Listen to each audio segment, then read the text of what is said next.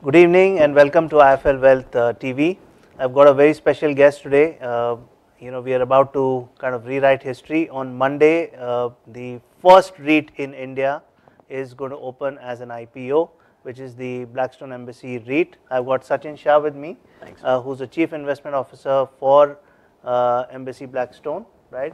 What we are going to discuss here is about REITs first in general, and then talk about Blackstone Embassy in itself, about the properties which they own. So let me start. First question to Sachin Sachin, if you can spend a few minutes on the REIT regulations which came out from SEBI, we can talk about that, and then let's go on to our properties as such, the portfolio itself. Sure.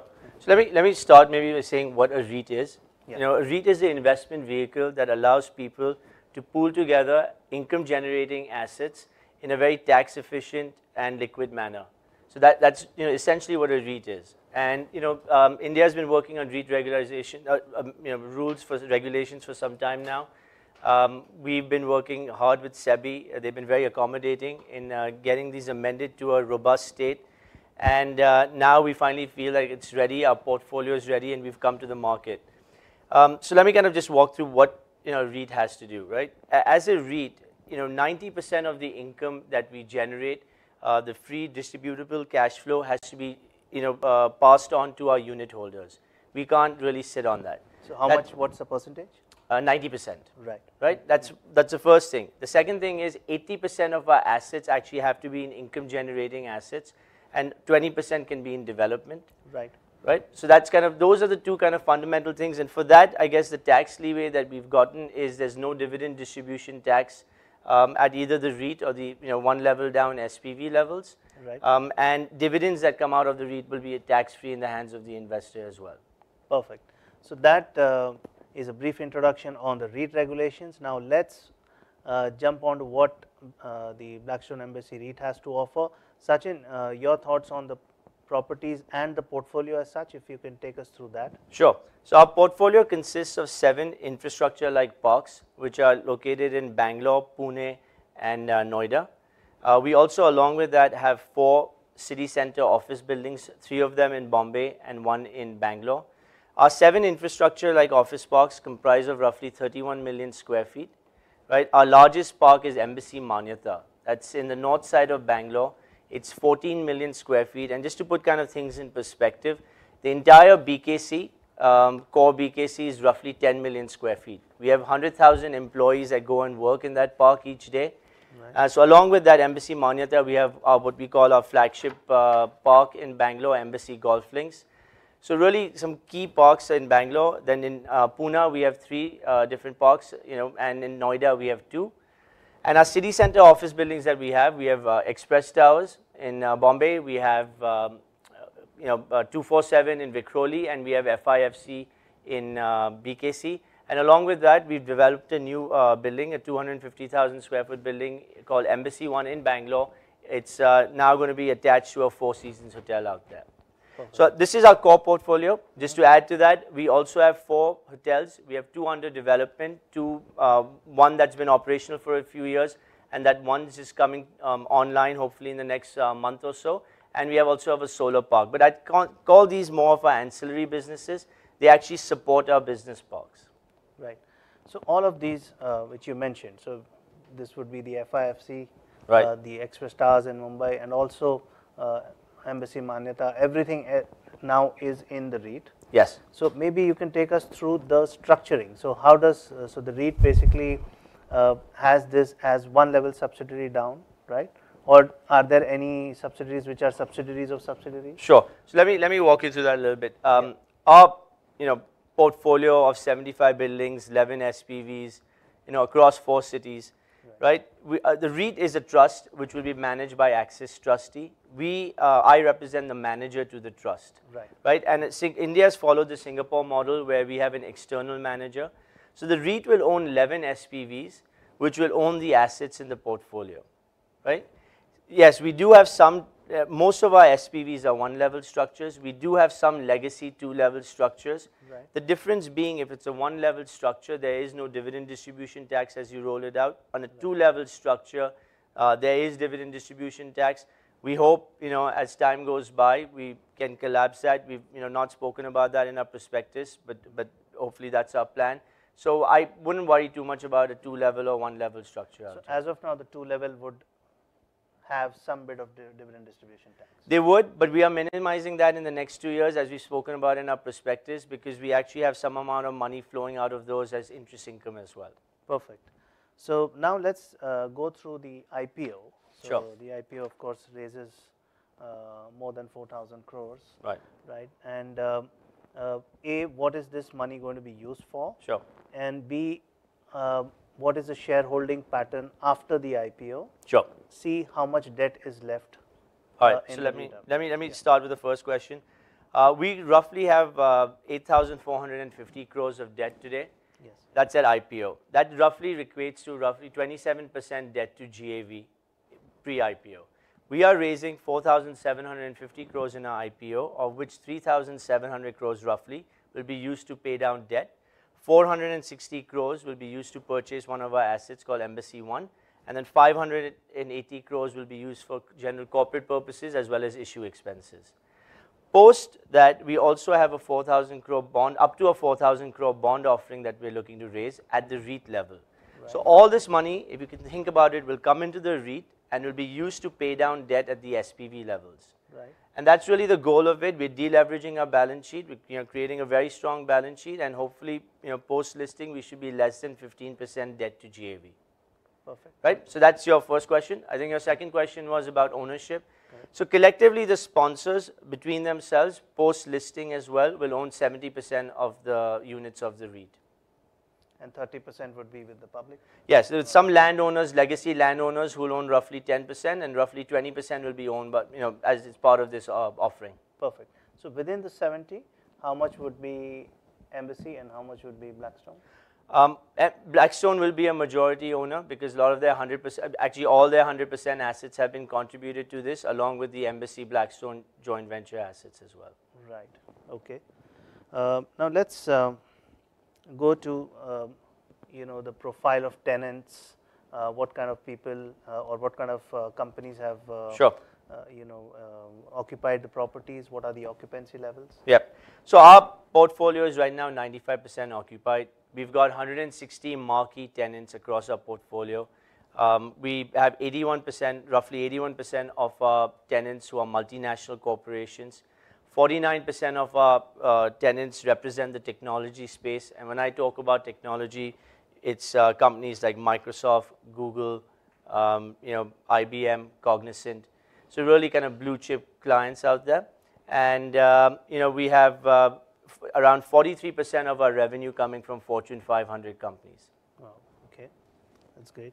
Now, Sachin, when we look at a REIT, so I look at 4 building blocks, right? Sure. And most investors should do it this way. Is that first is looking at growth of the future portfolios. Right. Second is what kind of occupancy levels can I estimate? Sure. Right. Third is what is my outlook on rent, right? Sure. Immediate outlook, I mean, is that are there many properties which are going to get repriced in terms of rent? That's sure. number third. And fourth is what is the capital appreciation expected on, which to some extent is linked to the rent. Right. So if you can just build a few blocks on this, sure. And educate our investors on that, and post which we can also start taking questions on the link. So there is a link for all of you. You can start posting your questions there, which I'll ask to Sachin. Yeah. Sure. So let me start with maybe occupancy. I'd say over the last 5 years, our occupancies have been somewhere between 93 and 95%. And during that time, CBRE estimates a market of grade A office properties to have risen from 77 to 86%. So we've constantly been higher than the market in terms of our occupancy. In fact, while we've had that mid-90s occupancy over the last several years, we've in fact added 3.6 million new square feet during that time and still maintained that high level of occupancy. So we feel quite confident about our portfolio being really the best asset in the market or sub-market, or us being the dominant player in that micro market. Right? You spoke about mark-to-market opportunities. Our portfolio, our rents, in-place rents are roughly 62 rupees. The market rents, CBRE estimates roughly to be 80 plus rupees. So we almost have a 34% mark-to-market opportunity on our rents. And let me explain why that happens. What happens is our leases are generally, in most markets, 5 plus 5 years. And contractually, a lot of them grow by 15% every 3 years. So our leases are growing roughly at kind of 5% per year. However, the market has grown faster than that. So kind of at the end of the lease period, when a lease is about to expire, we find ourselves in a situation that the market is much higher than where our leases are at. And that's really the mark-to-market opportunity. So what percentage of the portfolio would be much below the rents? No, so that's on an average basis, our portfolio is 34% below the market. But obviously, you can't capture this all on day one. So it's only when something expires that you capture this. So over the next several years, roughly 30% of our portfolio comes up for renewal, and we hope to capture that mark-to-market opportunity when that happens. Right. And now just to give you some background on this, in fact, over the last 3 years, 9 months, we've leased out, released 2.7 million square feet at a 48% mark-to-market opportunity. So it's not something that we think is possible. We've actually proven it, and we've demonstrated it through kind of past track record. Right. Right. Then you spoke about kind of growth in our markets. So no, I was not talking about growth in the markets, but you can touch upon that. I was talking about growth of this particular REIT with, so you might have a, first right of refusal, and also something is under construction. So you can touch on both. So let me talk about organic growth and levers for growth, right? Yeah. Our first lever for growth is actually it's in our contracts, if you think about it, right? Every time we sign up a new lease, we have roughly a 15% bump in rents every 3 years. That's roughly 5% per year. So that's contractual growth embedded. Day one, you sign a new lease. Yes. Right? The second thing is what I spoke about, which is this mark-to-market opportunity. The third thing is my portfolio today is 24.7 million square feet of grade A office space. That's 95% occupied, income generating. Correct. However, I also have roughly kind of 7.9 million square feet today that I can develop within the parks. Of that, roughly 2.7 million square feet is actively under construction. So when this also kind of gets completed, we expect that to add to the NOI growth. Right. So when you kind of look at these different levers of growth, that's my organic growth, which I think will, when we kind of look at our numbers over the next 2 years, it's almost a 1.3x growth over a 2-year period, or 15 to 16% CAGR. Right. Right. That's in my NOI. Besides that, I have inorganic opportunities. So 2 things out here. One is at listing, my balance sheet, as I said, will be less than 15% debt to GAV. Right. So I have a very strong balance sheet. I can go acquire third-party properties. Embassy sponsor, being our sponsor, has given us a right of first offer for 10 years to acquire anything that they develop, which at the right time could be, I guess, REIT ready. So in fact, when you look at their portfolio, they've got 4 assets, 40 odd million square feet, of which 2 of them could not be included today because they're not probably meet that 80-20 rule, but in a I'd say short to medium term could be very attractive investment opportunities for the REIT. That itself, if you look at Embassy Tech Village and our, the Chennai property that they have, could add another 17 million to our portfolio. So we have the opportunity in the next several years to go from 24.7 constructed and lease producing, plus 2.7 under construction, plus 5.5 million square feet of land in our parks, plus another 17 million. So we can actually become a 50 million square foot REIT over the next several years. And that really is the growth opportunity that we have. Fantastic. So just let me recap for investors. We've got 24 and possibly another 8, which is 3 plus 5. So immediately, maybe in the next 4 to 5 years, let us put that kind of a number. Obviously, you can't say that for surety, but 24 can go to 32. Sure. Yes, it will at some point. Yes. Yeah, at some point in time. So, which is a 33% growth in terms of million square feet. Yep. Right? And in future, there will be obviously some assets from Blackstone which can come in. From Embassy. Yeah. Not from Blackstone. Embassy, we have a right of first offer with Embassy. Right. And then obviously we can go out in the market and do third-party acquisitions as well. And our balance sheet allows us to do that. Perfect. Yeah. And just to recap, how much is the total rental income which as of now are we running in terms of run rate? Should be close to 2,000 crores? Yes.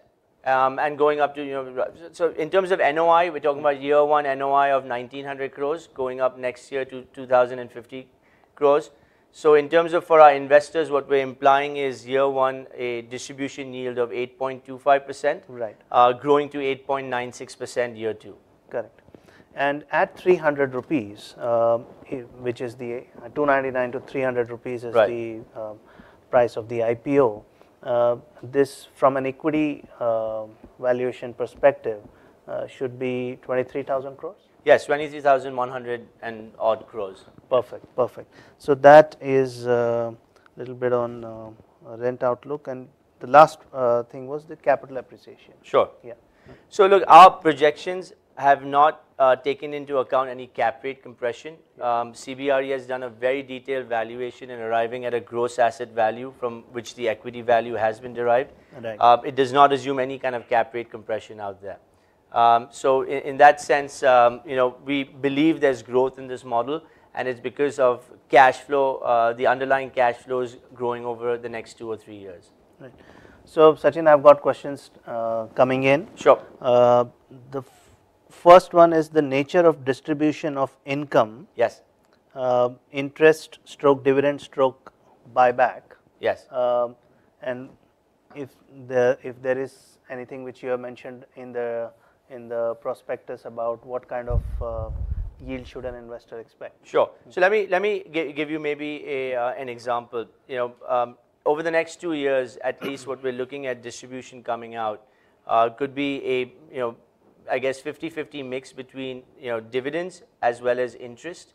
On dividends, there shall be no dividend distribution tax, either at the SPV levels or at the REIT level, and there won't be any tax in the hand of the investors as well. So what I've understood is even that there's an exemption on that above 10 lakh number that the government just recently introduced. Oh, there's an exemption on that. There's an exemption on that as well. Okay. Right, so that's on the dividend part of it. Yeah. On the interest part of it, obviously you will be taxed at the marginal tax rate, which could be all the way up to 34.9%. Perfect. So so let's say looking at our cash profile over the next 2 years, and we presume it to be kind of 50-50 interest as well as dividends. Effective tax rate for an investor in his hands on the distribution coming out will be roughly 16%. And there's no buyback of, so there's no. No, there's no return of capital in our accounting. So it's only going to be dividend and interest. Yes. Right. And any guidance which you have given investors on how much should they expect, around 7%, 8%, or is there any guidance? Right. So it's in our offering documents and the ads that have gone out. It's 8.25% yield at the higher end of the price band at 300 rupees. Perfect. Yes. Right. Now there's one question here on the trend of rentals in the locations where you are present for the last 5 years. Sure. Yeah. So in fact, when we look at our portfolio and we look at some of our markets, the vacancies are at single digits, right? Yes. And what's happened is supply absorption also the last several years, absorption has been more than supply. And this is particularly in, I'd say, the Bangalore and Pune markets. And so what we've witnessed is, in fact, same store, kind of revenue growth of 7% over the last several years. However, the markets itself have experienced quite healthy, robust kind of 8 to 10% rental growth over the last several years. Right. So there's another question, Sachin, on what's the NAV? Right. And are we issuing at a discount or premium? Right. So the NAV, if I remember correctly, on a price per unit basis is 376 rupees. And so what the stock was being issued at is 300 rupees. So it's roughly a 20% discount to NAV. To the NAV, Yeah. right. And I think we have covered that, but I'll still ask that question. The geographical distribution of the rental. So you did mention about Bangalore, Mumbai, and so on and so Right. forth. But do you have a geographical distribution? How much comes from Bangalore? How much comes from Mumbai? So I think if you kind of just look at the values itself, roughly 60% of our portfolio value comes from Bangalore. Because it's got our largest park, Manyata, that's in there. It's 14 million square feet, of which kind of 12 million square feet is today up and running. Plus it's got Embassy Golf Links and Embassy One. So, but I would say, look, a large portion of our portfolio value comes from Bangalore. However, if you kind of look at Bangalore as a city, over the last 5 years, it's had almost 57 million square feet of absorption. It's not only the leader in India, it's actually been the leader across the world, and by quite a far distance. I mean, Bangalore has outperformed Shanghai, Hong Kong, and Beijing put together. Wow, that's some statistic. Again, just to remind you, there's a link and you can ask questions, put it on the link. Sachin, next question for you is, sure. What are the risks to the estimates which you have mentioned? Right. Look, we've spent a lot of time, I mean, nothing in life is guaranteed, but we've spent a lot of time working through our projections. They've been audited by KPMG, our lawyers. We feel quite confident to be able to hit our numbers. For us, it's a scenario of business as usual. It really isn't kind of stretching ourselves. It's not talking about doing crazy acquisitions. It's really kind of continuing what we've been doing for the last several years, and if that happens, we feel quite confident we should be able to hit our numbers over the next 2 years as shown in the prospectus. Yes. I've got a question from Naveen here. What's the calculation of this 376 rupees of NAV? Right, so it was a calculation done actually by, it was started off with CBRE doing a valuation of the portfolio, and kind of you subtract from that the debt that you have and you get to a equity value. What we've done is taken a 20% discount on that, and to calculate our value, the price that the investors are being issued stock at. So in a sense, the NAV basically represents the value of the assets. Yes. Nothing to do with the rental income being generated. So the value of the assets with CBRE is done. It's done a 10-year DCF. It comes because of the rental income coming out of the portfolio. It's not on the sale value of properties which is being determined. So it is again a 10-year DCF, right, which includes rental streams coming in, and at the end there will be some terminal residual value on the portfolio. No, what I meant was, is the market properties valued at around 376, or that value could be different? No, that is a market. It's a valuation done based on a discounted cash flow method by right, CBRE, and from right, there you subtract the debt. Perfect. And then we've taken a 20% discount on that. Right. One question from Nikhil. Is it a correct interpretation that post-tax return is around 7%? Is this low considering that it should be classified as equity return? So I think it's a good question, and let me break this up. You're right, the post-tax return, if you kind of look at a 50-50 split between interest and dividends coming out, it will be 7% because you take 84% of that 8.25%. However, that's what we're looking at is not only that, right? We believe there's a lot of growth in our portfolio. So besides providing a stable quarterly cash flow distribution yield to our investors, which we say year one is 8.25 going to 8.96. We also believe that the portfolio should grow. We've shown in our prospectus 2 years forecast and why we believe those numbers can be hit. So there's a lot of embedded growth, and I think people should look at this as a total return story, not only as a kind of distribution yield on day one. Right. And that's why it is equity. Right. The moment you said they should see as a total return story, the next question which comes up, what is the expected capital appreciation? Look, I think it's tough for me to comment on that given our SEBI guidelines, but we believe this should produce attractive returns, as you can see from our growth profile, and should be quite in line with or should outperform equity indices. Let me just take a step back over here and kind of let's talk about REITs maybe globally, right? It's a 2 trillion asset class, 1 trillion in the US and other markets. It's very developed. If you kind of look at how REITs have done in these markets over the last 20 plus years, and we've got numerous examples that show that REITs have consistently outperformed the broader equity index in most of these markets. Wow. In fact, everything that we've seen, they've outperformed in every single market that we've looked at, the US, the UK. So I think if you kind of look at it from that perspective, we also hope to kind of provide equity-like returns and should look to hopefully beat the market. But that's again something that's tough to speculate. Fantastic. One question from Arpit. What are the drivers of deciding dividend versus interest as a form of distribution? Could there be a scenario where majority of distributions happen in the form of interest? So again, it's a tough question for me to comment on because I can only talk about kind of the next 2 years. But I think the two factors to look at out here, right? One is there is debt in the system that we're replacing with debt at the REIT level. That money is coming down to the SPVs as a shareholder loan. When money kind of flows out, if it's in the form of interest, what it does, it creates an effective kind of tax shield at the SPV levels because there is corporate income tax at the SPV levels. Correct. So obviously we try to create the most tax efficient structure out here, and that's why we believe that happens with a good mix of kind of dividends as well as interest over the next 2 years at least. So over time, will interest keep coming down and dividend increase, or how do you envisage that? Maybe in a steady state it would. However, what we're doing over here is growing the portfolio as well. There is capital spending for which we'll take on new debt. There might be acquisitions as well for which we might take on new debt. Right. So I think it's a very fluid situation. It's tough to comment kind of in the long term. Right. But if it was a steady state, sure, that would make sense. Right. Actually, a lot of questions just flowing in, so I'll refresh it with a lag. So I'm sorry if I'm reading it out later. Next question is from Anant. Are you planning to sell the non-core assets like the hotels?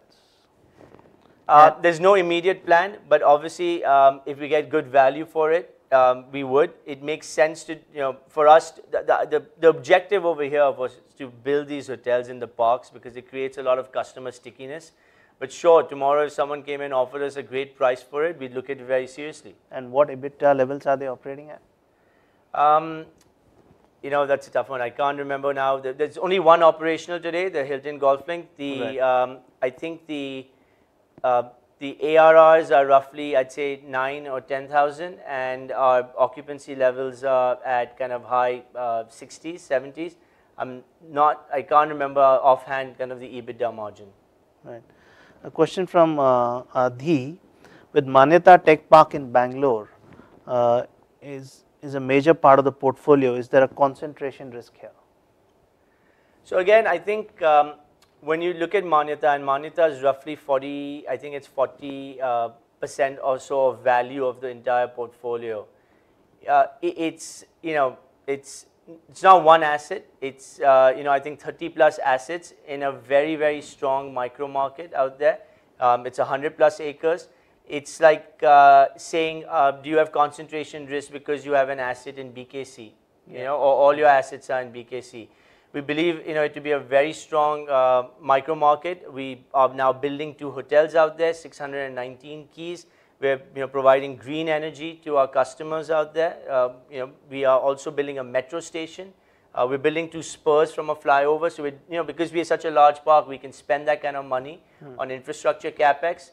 So, yeah, sure. I mean, a large part of our portfolio is in one asset, but I think you got to look at it and say, look at the size and scale of that asset and what we're doing to kind of, keep it relevant. Absolutely. It's a fair point, I think, and also considering that, Embassy is the promoter, generally, I think, I don't know if it's safe to say that, but generally, I think there always will be a concentration risk to Bangalore as a city. Is it a fair comment? Well, I mean, 60% of our portfolio is Bangalore. Yeah. Even counting the next 8 million and so on and so forth. Of the next 8 million, I think roughly 1.8 million is in Bangalore. The rest is not in Bangalore. It's in Noida and Pune, actually. Right. But I would look at that and say, again, look at Bangalore as a city. It's absorbed 56 million. That's where the growth's been. We followed, actually. It's not that we wanted to be in Bangalore. It's, I think our customers told us they need space in Bangalore, and that's why we are in Bangalore. Fantastic. Yeah. And actually, we've seen also globally, most of the REITs are concentrated on cities like if you see Singapore and even in New York, I think there are city concentrations. So there's nothing. That's like one block concentration in some of these. Yeah, absolutely. Now there's a question here: How will zero coupon bonds be paid and accounted for in NDCF? Will NDCF fall when the ZCB is paid? Right. So the way we think about our zero coupon bonds is that we've got roughly 10% of our portfolio that's under construction today. It's under various stages of development, and that's really what we try to do is mirror the amount of debt that we have that is zero coupon today with what's under construction.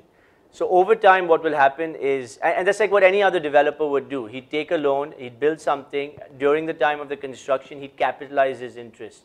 And that's what we're doing. Over the next 3 years, we're capitalizing our interest.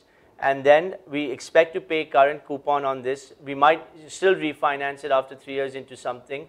But it's really to get the income out of these under construction properties over the next 3 years, and not penalize our investors because there's a certain portion of our portfolio that's under construction. And that's why this zero coupon was kind of introduced. Perfect. So there's a question on the sponsor lock-in. Yes. Can you just take us through that? Yeah. And how, who's locked post in? listing for 1 year, both sponsors are locked in completely. After that, between year 1 and year 3, we have both sponsors have a minimum of 25% ownership between themselves. And post year 3, there has to be a 15% minimum ownership between the two. Between the two. Yes. Well, it doesn't stop, huh? It doesn't stop. So there's one question on the rental yield. Now rental yield actually, so I'll take that. So rental yield should be calculated as the expected rent, which is close to 2,000, and the value of the assets here, which is the REIT, is around 23,000. So 2 divided by 23 is probably a way to calculate the rental yield. So 1900 over 23,100. Yeah, 1900. And that's not rental yield, but distribution yield. Yeah. Yes. So that's a way to calculate, if you want to calculate the yield in that sense. And what is the split of equity infusion and debt by REIT to the SPVs, and will REIT be the sole lender to the SPVs?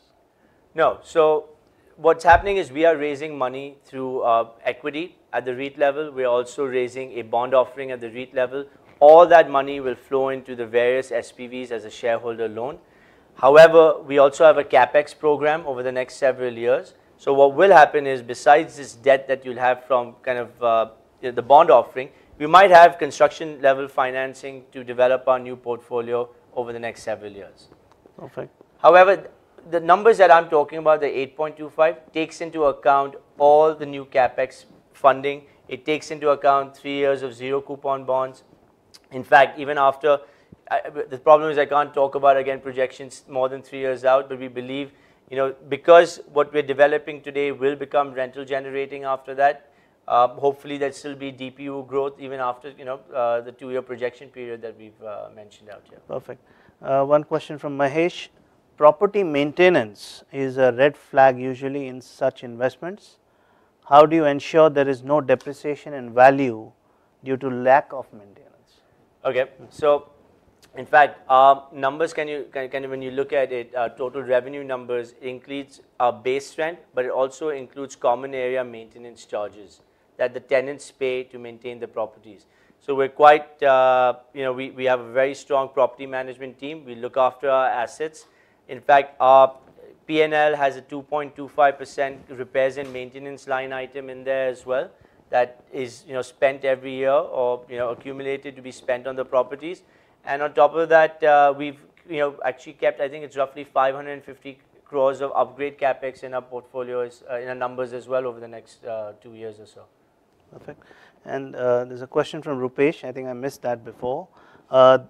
8.25% yield comes only from the 24 million square feet, and the 8 million is expected to be still deployed. Is his understanding correct?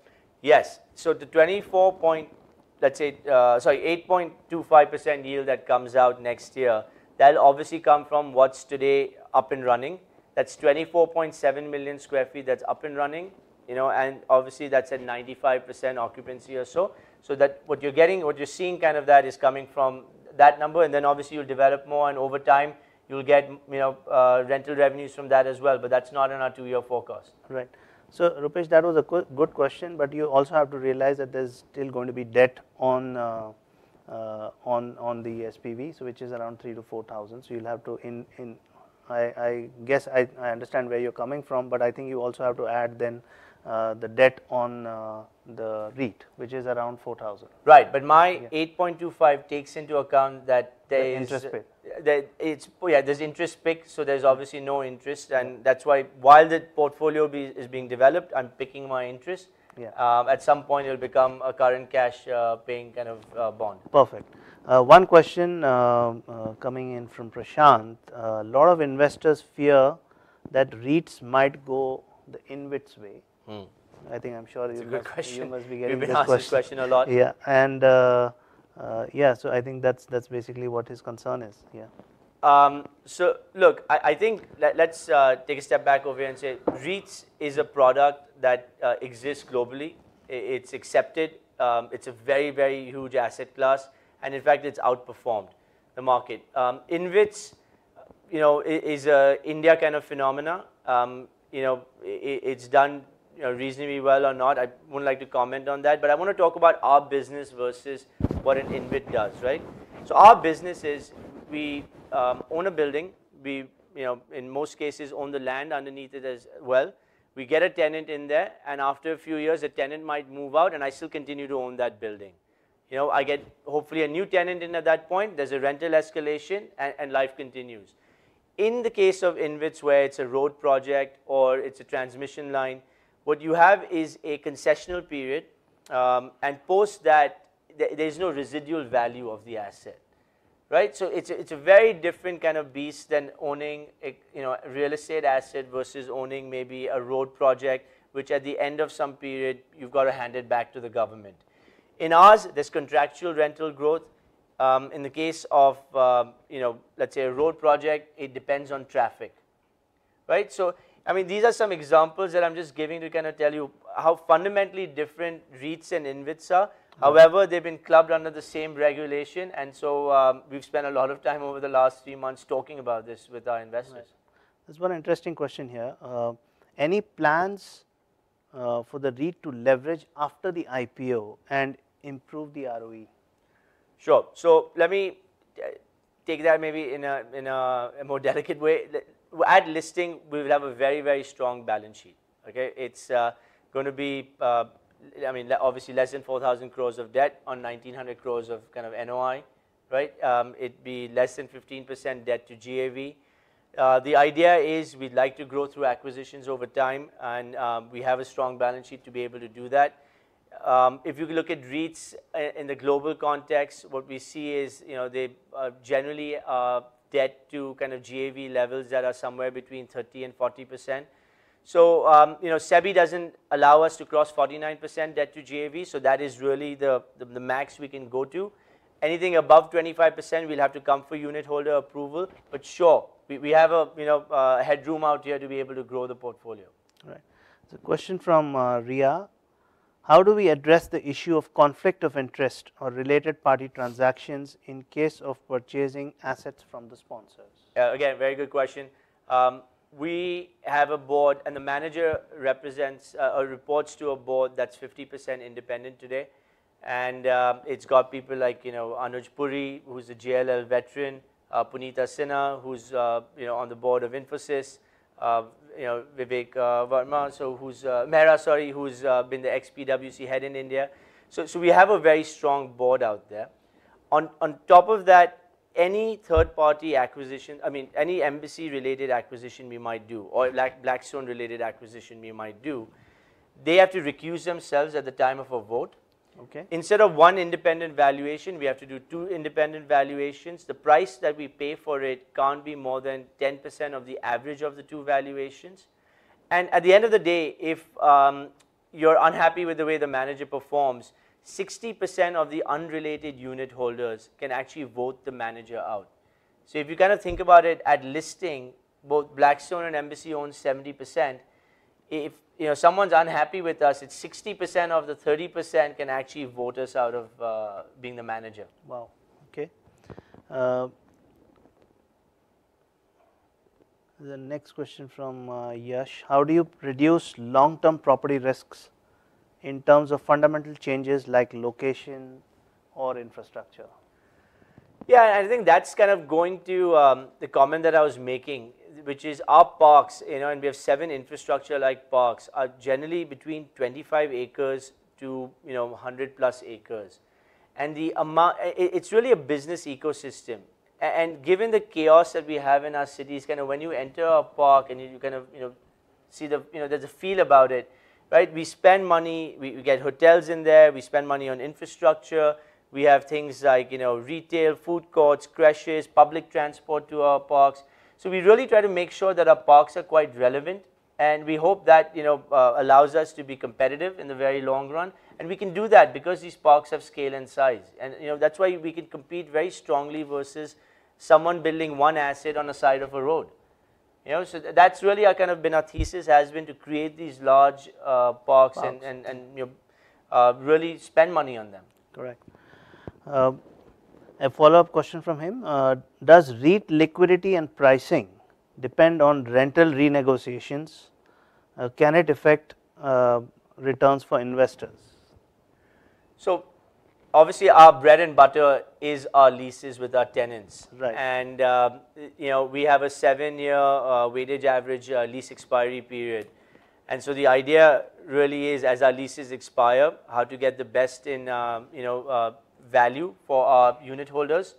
The markets have been quite strong over the last several years. We expect that to continue over the next at least in the short to medium term. So, we feel quite confident in our, ability to be able to lease this up. Just to give you some numbers, over the last 3 years or so, we've done more than 5 million square feet of leasing. In fact, that's more than the entire city of London. And that's on top of 6.8 million square feet of renewals that we've done. So, this is really our bread and butter. We have a very strong team. We focus on it. And we want to make sure that we continue doing that in a good fashion. And I think it also plays to the fact that we believe that we're good actually landlords to our tenants out there. Right. And because of that, I think they want to obviously come back to us as well. We've got an 80% client retention rate. Perfect. I think a question from Pankaj. He says that I joined in late, but I'm not sure whether it was covered before. Is the rental paid as dividend or interest? Yes, we covered that before, and it is the estimate is around 50-50 in terms of dividend and interest. In any case, whoever's joined in late, we'll be circulating a link to all of you, and you can see the whole interview later. Next question from Adi again. Is the debt to be raised rupee denominated? Yes. This is a rupee business. We are listing it in India because we believe it's a rupee business. Yeah. And our debt will also be rupee based. Next question from Mr. Chawla. What is the ownership structure of the undeveloped land in Manyata? So it's going to be 100% owned by the REIT. It's going to be 100% owned. Yeah. Let me just check maybe if any more questions. I think questions have stopped. Sachin, I think we'll probably end this here. But any other questions which you might have, you can always reach out to us, and we'll get the answers from Sachin and his team. Sachin, I really wish you all the best for a fantastic IPO ahead. Thank you. And a successful listing. So. Yeah. Thanks a lot. Thank you everyone for joining us. Thanks.